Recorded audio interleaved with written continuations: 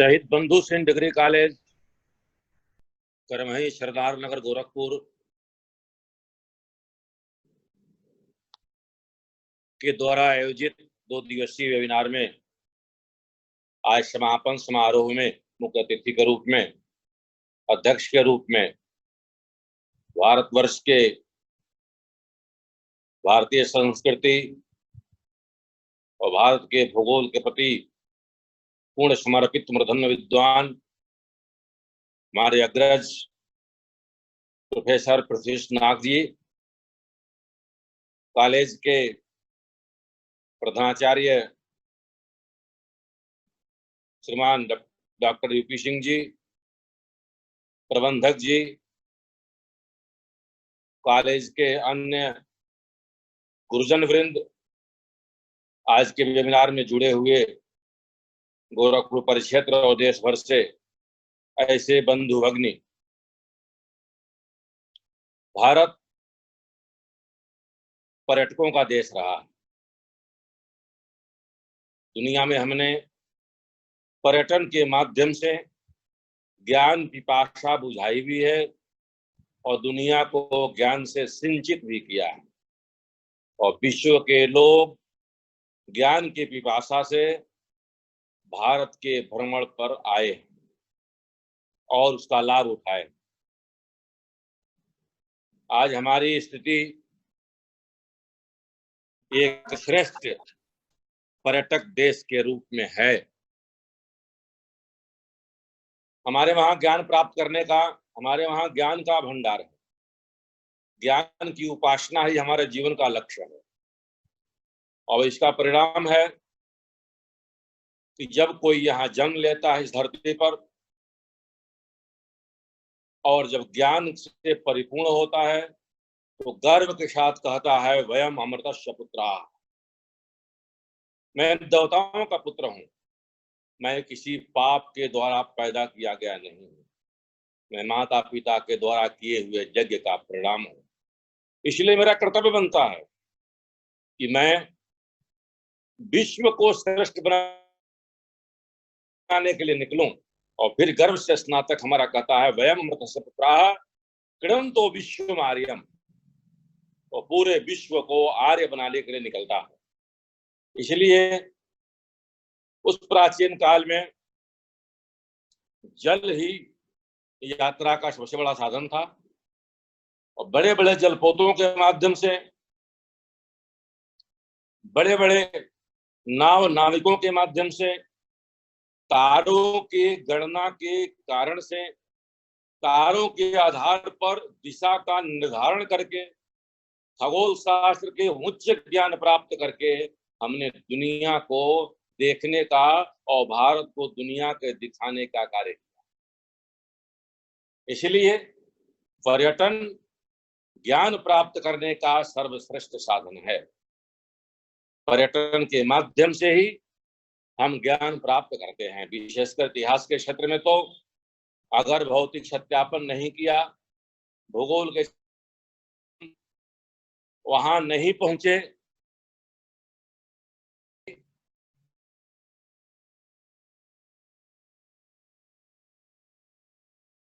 अच्छी नहीं रहती। और ज्ञान जो अधिगम है ये सारा का सारा हमें पर्यटन के माध्यम से प्राप्त होता है। इसलिए हमारा ये सौभाग्य है कि हम गोरखपुर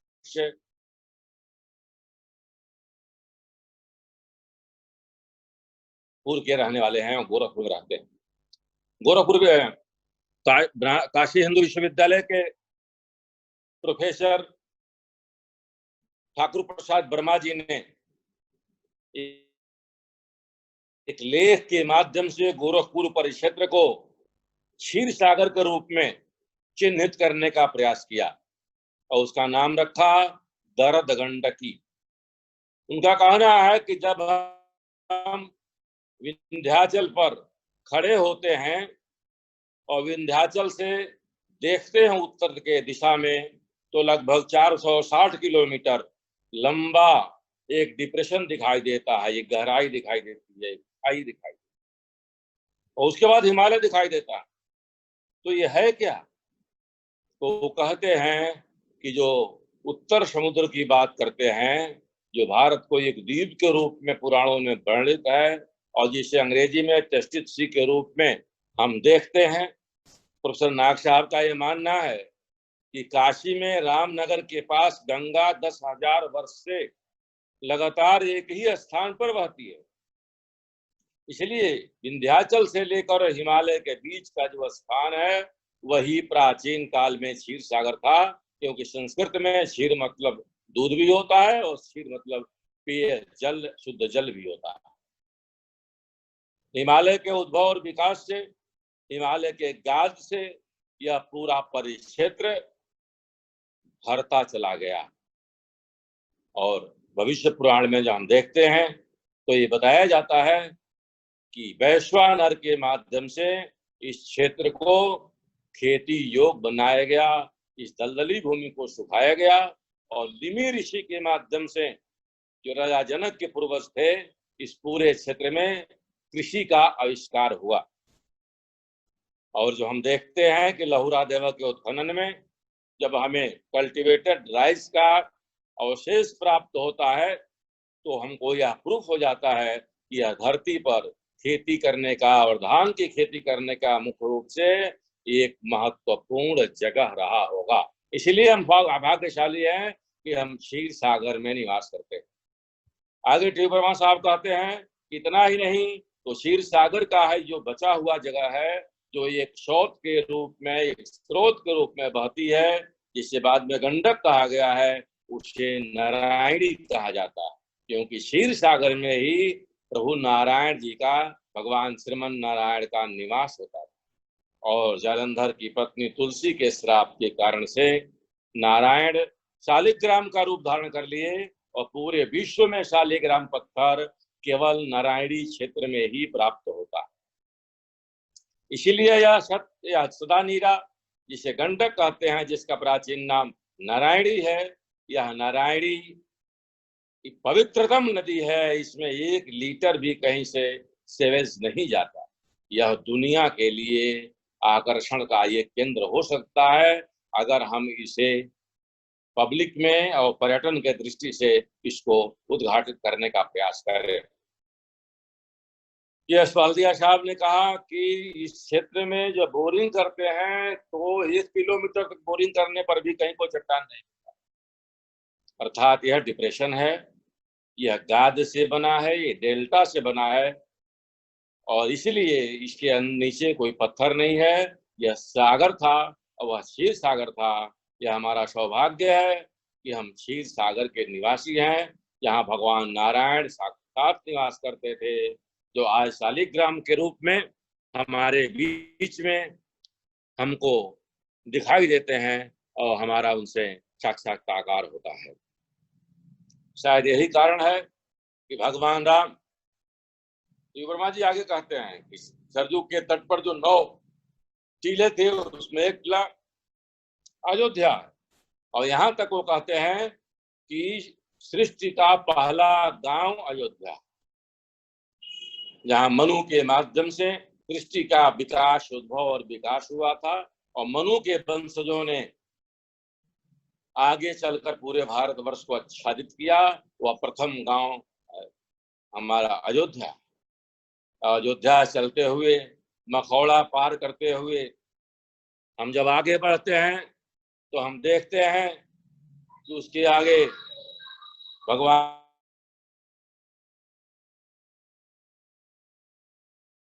महावीर, भगवान गौतम बुद्ध, भगवान कबीर योग के द्वारा, हठ योग के द्वारा ईश्वर प्राप्त करने का मार्ग दिखाने वाले भगवान गोरक्षनाथ के ऐसे अनेकों सा यह भूमि निश्चित रूप से चिन्हित करके बड़े पैमाने पर पर्यटन के लिए विशेष रूप से संभावनाएं व्यक्त करती है। क्योंकि हमारे इस क्षेत्र में दलदल की समस्या है, बोगी एक्शन है, इसीलिए सड़कें जल्दी टूट जाती हैं। इन सड़कों का ठीक से निर्माण करके और इसको ठीक प्रकार से जोड़ करके काम आगे बढ़ाने की आवश्यकता रही। जो वर्तमान में जो सरकार हमारी भारत सरकार है, तो भारत सरकार इस काम को बड़े ही करीने से सड़कों के जाल बिछा करके अभी गंडक नदी के किनारे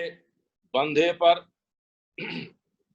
पश्चिम से लेकर सुदूर पश्चिम से सुदूर पूर्व तक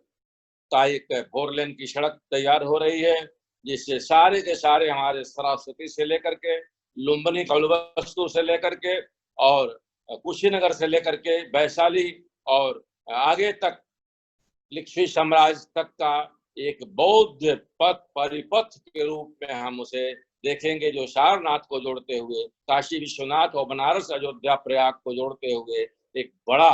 बड़ी संभावना हमारे सामने दिखाई देती है। उसी प्रकार से रामपथ, उसी प्रकार से कृष्ण परिपथ के माध्यम से यह संभावनाएं बहुत ही विकसित हो सकती हैं। हरा भरा क्षेत्र, जल के अभाव नहीं है, चारों तरफ मिट्टी है, अच्छे सुहृद लोगों के द्वारा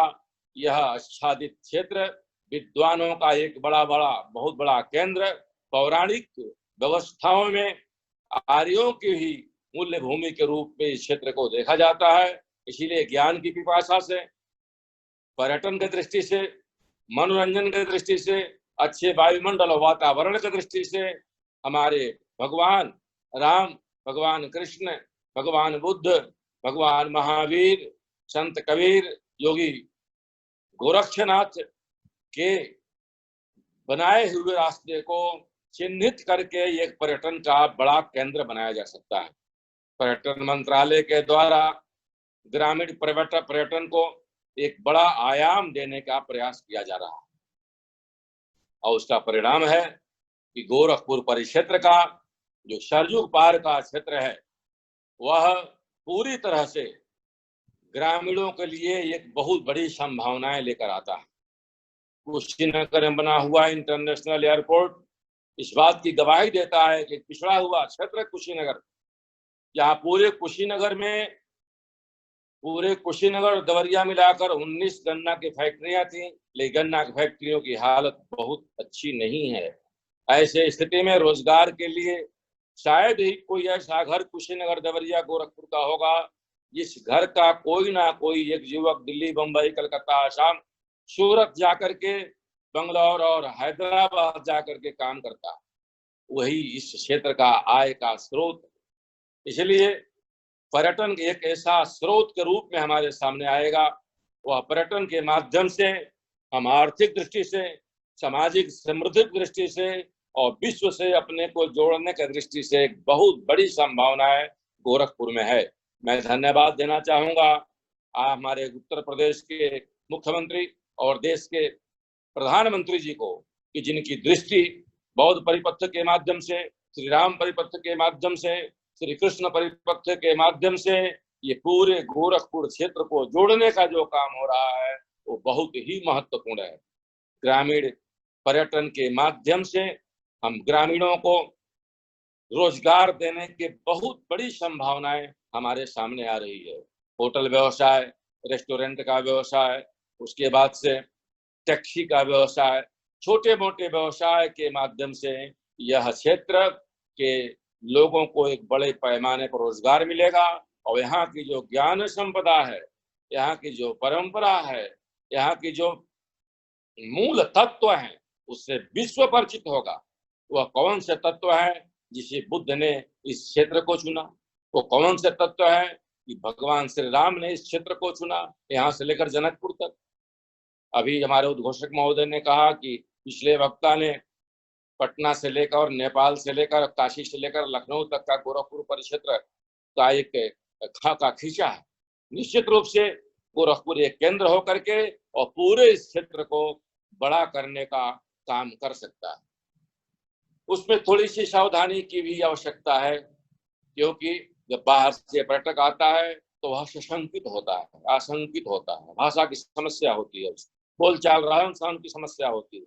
मच्छर की समस्याएं होती हैं और भी बहुत सारी समस्याएं होती हैं। तो हमारी ट्रेनिंग किस प्रकार की होनी चाहिए,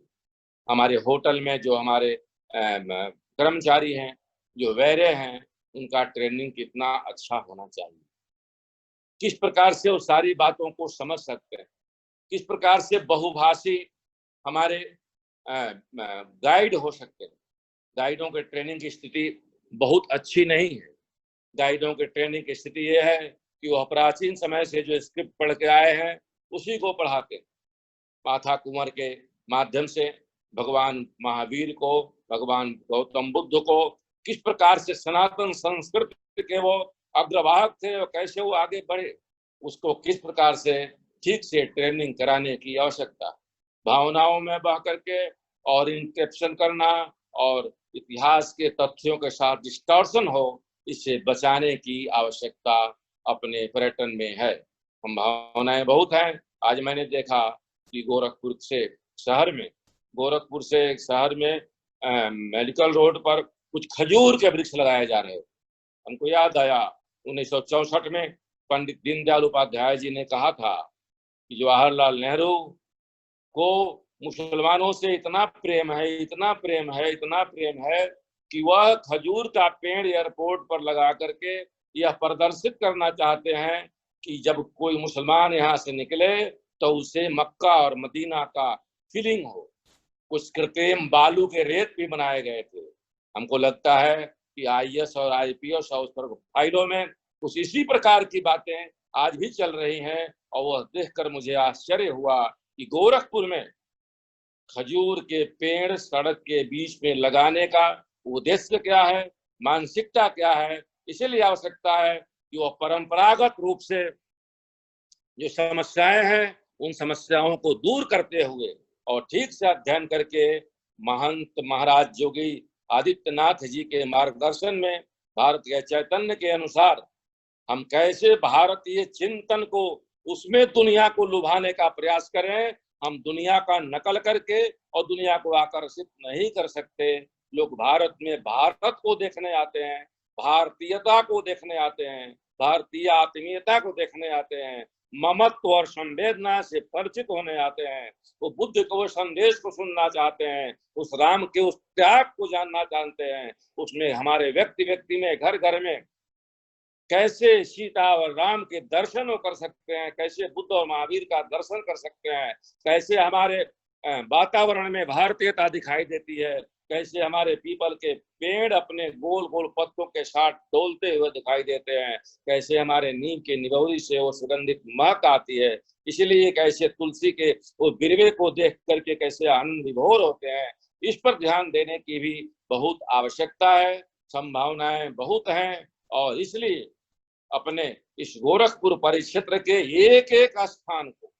चाहे लहुरा देवा हो, चाहे सोहगौरा हो, चाहे वो काकंद नगरी हो जिसे खुकुंदू कहते हैं, देवरिया के जितने स्थान आप देखेंगे, कहीं बैतालपुर है, कहीं महेंद्रनाथ है, कहीं गौरी बाजार है, कहीं हंसनाथ है, कहीं दीक्षेश्वर नाथ है, कहीं दुगेश्वर नाथ है, कहीं इस प्रकार के शक्ति और शिव के सामंजस्य का इतना बड़ा पैमाने पर सामंजस्य है। उसके एक एक स्थानों को चिन्हित करने की आवश्यकता है। पलटा देवी से लेकर के और हमारे देवी पाटन तक के ये क्षेत्र कैसे किस प्रकार से शाक्त क्षेत्र को हमारे सामने लाते हैं। अयोध्या से लेकर के प्रयाग तक और प्रयाग से लेकर काशी तक के सारे छोटे छोटे स्थानों को जिस प्रकार अयोध्या के विकास की संभावनाएं बढ़ रही हैं और बनी हुई है, उस प्रकार के उस संभावनाओं को अच्छी सड़कों के माध्यम से, अच्छे व्यवहार और विचार के माध्यम से वो भारतीयता का दर्शन कैसे कर सकें, हमारे बात विचार से, हमारे विद्वता से कैसे वो प्रभावित हो सकें। हम जानते हैं कि विश्व के बड़े बड़े लोग यहाँ आए, शक आए, हूण आए और सब आकर के यहाँ पर और कोई महाबौद्ध बन गया और कोई महा वैष्णव बन गया। तो कौन कौन सी वो बातें थी, वो सारी बातें कैसे हम समाज के अंदर, पर्यटन स्थलों के अंदर, हमारे विष्णु मंदिर इतना महत्वपूर्ण मंदिर है, रामगढ़ ताल कितना बड़ी संभावनाएं हो सकती हैं। आज उससे बड़ा ताल हमारा भोपाल का नहीं है, उससे बड़ा ताल हमारा हैदराबाद का नहीं है, लेकिन इस ताल को हम कैसे और बेहतर बना सके, ऐसे हमारे मुख्यमंत्री जी कटिबद्ध हैं। रामगढ़ ताल के माध्यम से, हमारे हवाई अड्डों के माध्यम से, हमारे कुश्मी जंगल के माध्यम से, हमारे पहाड़ के तराइयों के माध्यम से, नारायणी नदी के माध्यम से, हमारे वाल्मीकि आश्रम के माध्यम से, सारे ये चीजों को लेकर के सैकड़ों से अधिक ऐसे स्थान हम चिन्हित कर सकते हैं और सड़क मार्ग से उसको जोड़ सकते हैं। अच्छे व्यवहार, अच्छे ड्राइवर, अच्छे टैक्सी ड्राइवर, अच्छे रेस्टोरेंट, अच्छे होटल और उसमें अच्छे व्यवहारिक विषयों के माध्यम से जो आध्यात्मिक प्रॉपर्टी हमारी यहाँ पर है और ममत्व संवेदना जो हमारे अंदर, हमारे समाज के अंदर है, उन सब के कैसे हम परिलक्षित कर सकते हैं, कैसे मूल्यों के आधार पर समाज की जो हमारी परिकल्पना है, यहाँ राम कृष्ण बुद्ध और महावीर क्षेत्र को आच्छादित किए थे, ऐसे क्षेत्र को कैसे हम बेहतर से बेहतर बना करके और दुनिया के प्रकट पर्यटकों को आकर्षित करने में हम सक्षम हो पाए। इसलिए प्राचीन काल से लेकर के हिमालय के उद्भव और विकास से लेकर आज की जो सड़कों का निर्माण हो रहा है, जो होटलों का निर्माण हो रहा है, उसके साथ साथ विद्वता और व्यवहारिक ज्ञान के माध्यम से, अपने व्यवहार और सत्कर्मों के माध्यम से हम दुनिया के पर्यटकों को आकर्षित करने में सक्षम हो। तो एक तरफ काशी, एक तरफ प्रयाग, एक तरफ अवध, एक तरफ कुशीनगर, एक तरफ जनकपुर, एक तरफ नेपाल, और सबको मिल करके सबका केंद्र में गोरखपुर एक विशेष रूप से भगवान गोरक्षनाथ के पीठ के रूप में जो स्थापित है, वह केंद्र बिंदु बन करके गोरखपुर को एक श्रेष्ठ पर्यटन स्थल के रूप में स्थापित होने की पूर्ण संभावनाएं हैं। इस विषय पर 2 दिन की चर्चा के बाद विद्वानों के द्वारा बहुत सारे चीजों को इंगित किया गया होगा, चीजों को देखा गया होगा। बुद्ध के पहले का कुशीनगर कैसा रहा होगा, कैसे सनातन संस्कृति में यहाँ के विषय कैसे रहे होंगे, वाल्मीकि नगर में महर्षि वाल्मीकि के द्वारा कैसे कार्य किए गए होंगे, भगवान विश्वामित्र के द्वारा कैसे राम और लक्ष्मण को ले आकर बक्सर से लेकर के और ताड़का के बस तक राम जानकी मार्ग के माध्यम से जनकपुर तक की यात्रा अयोध्या से और राम का वनगमन, ये सारे चीजों को ठीक प्रकार से समराइज करके इकट्ठा करके और गोरखपुर को एक श्रेष्ठ पर्यटन स्थल नहीं, पर्यटन स्थलों के केंद्र में स्थापित होने की पूर्ण संभावना है। और मैं आशा करता हूं और विश्वास दिलाता हूं कि यह निश्चित रूप से आपके माध्यम से